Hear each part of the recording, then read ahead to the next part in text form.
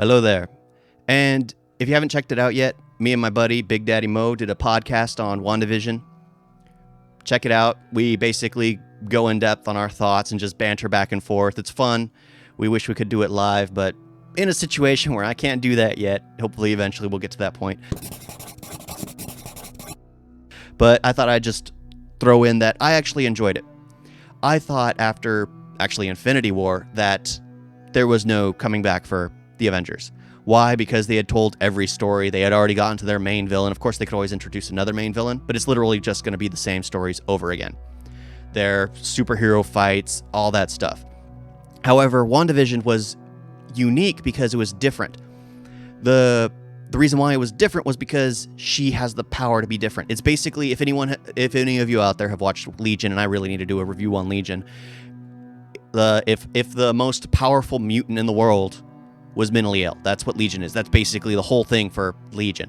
Yet this one, what if the most powerful, well, she's not a mutant, technically she is, but she isn't because it's not connected to the different story.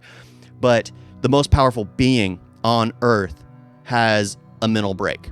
She breaks down because of heartbreak. What happens at that point? So that's basically WandaVision. She breaks down into her safety net. Her safety net was always sitcoms. So she turns the world around her into sitcoms. And I find that fascinating. I love the concept. The problem is, it's just like, you're planning on doing this season 2? Are you going to turn the entire world into a sitcom at that point? As cool as that'd be, I don't think it would work as well because they will get to the point at the very end. So it works. Each episode is a new decade. It goes from the 50s to the 60s to the 70s to the 80s to the 90s to the thousands, 2000s, whatever that generation, the double zeros, the triple zeros, to those. So it's fascinating to watch, and even they have Easter eggs as to what everything is. I mean, there are commercials, and each commercial has something to do with everything that's going on. Like in the first one, that's the toaster, and it's blinking red light ominously. I mean, I felt like it was going to explode. The reason why they did that was later on in the series, there's a bomb. Every single commercial had something to do with her life. The fact that she joined Hydra, there was the Hydra symbol on the watch. The Largos soap, I think, was it the soap? The Largos? The Hydra soap was because she was with Hydra. There was the Largos napkins because she had blown up, saved people, but blew up a building because someone was trying to commit suicide and kill Captain America. That a building was blown up because she wrapped him in, well, if you've seen it, you know. So it was, everything had to do with some part of her story. And I found that amazing as well. Everything seemed to work. It was humorous and it felt to its time, the time of the show was supposed to take. And it felt uncomfortable. Like in the very first episode when they have the family over for dinner and the one guy starts choking, the way she's a famous act, well, not famous, but she's always in sitcoms.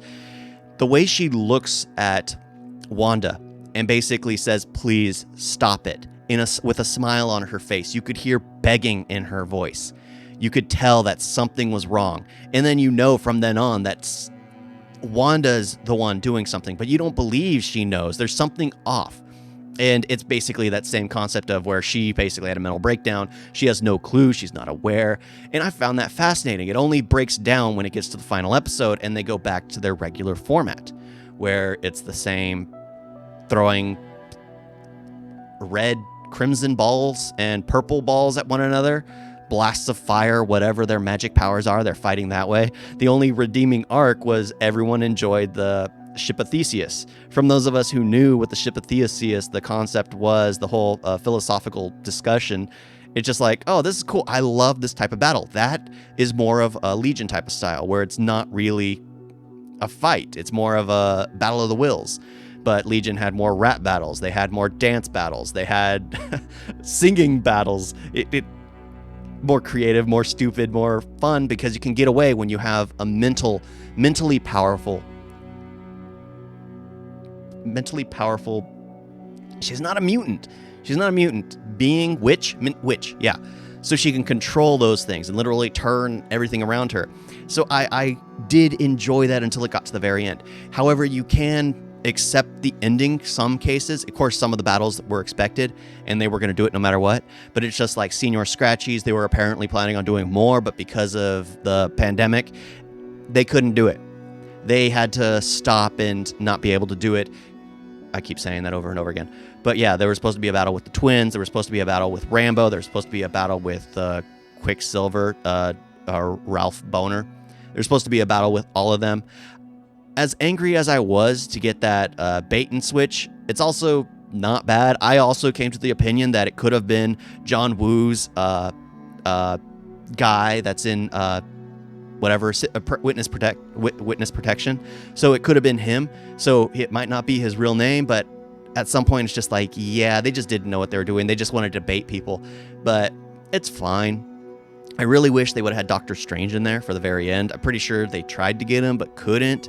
With everything that's going on in the world, I guess that's why a lot of things happened, because Darcy was supposed to have parts in the end. A ton of people were supposed to return, but things just couldn't get done, that it just got X'd out, got taken out. So I can kind of give it that. But the thing is, I can rewatch this show over and over again, because it's not the same superhero story you see over and over again.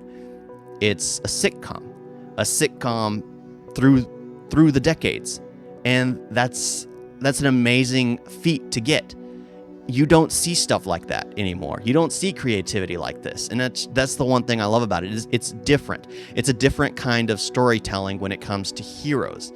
There are others out there. I mean, Logan would be considered one. Legion's considered one. Now WandaVision. Give us more like this. I love this type of style. I love seeing superheroes dealing with real world problems. I mean, that's why people love the Spider-Man comics so much, because he's saving people, yet he doesn't have enough money to take a date in a car that he has to take her on a bus. It's the real world problems for these big heroes. Or yeah, she's dealing with trauma. She's dealing with loss. It's a real world problem, and you can sympathize with her.